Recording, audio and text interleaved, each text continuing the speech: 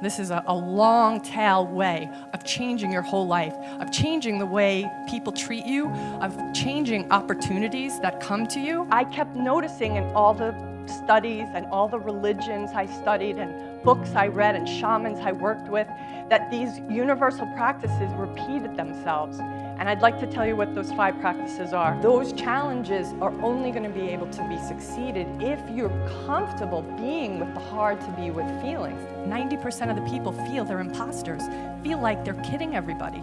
You yourself are your unique value proposition. There is nobody else. I don't care what their school is. I don't care what their bank account says. There's nobody quite like you. If you authentically show up, if you truly care about another person and let them know it, you are going to stand out miles above everybody else. The key to really following a hero's journey is to be willing to be with what's hard to be with. People who work in corporate America, they are the true heroes because they are not able to truly express themselves and their individuality in the way an artist who's sculpting or an artist who paints can. My definition of authenticity is to meet and accept every part of yourself.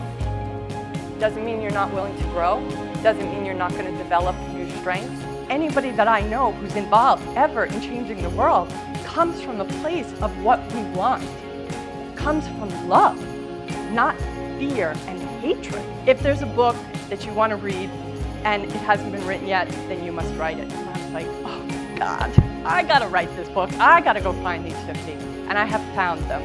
And they are called the Wall Street 50, and they are the ones that are featured in my book.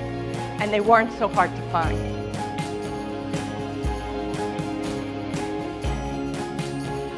If I wasn't willing to be this vulnerable, I would not have had this amazing opportunity for all of these years.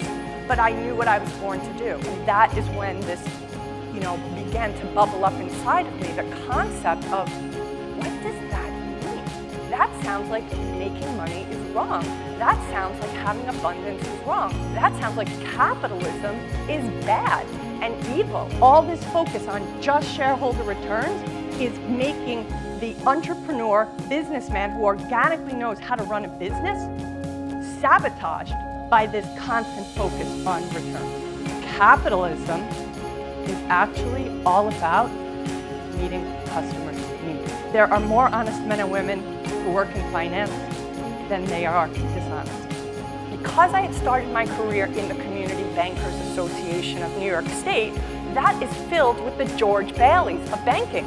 I, for 6 years, experienced men who were of such integrity, the salt of the earth, the men who wanted to give back to their community. These guys weren't, making flash at the expense of their communities. They were wanting to build these things up. I said, what about these men? These were 150 members. These guys are Wall Street. All the people I worked with in the hedge funds were all men and women of integrity. They are Wall Street. Author, professional keynote speaker, executive coach, and founder of the Wall Street Coach. When you are really comfortable with who you are, then you are no longer focused on yourself. You can be over there with your client. You can be really there.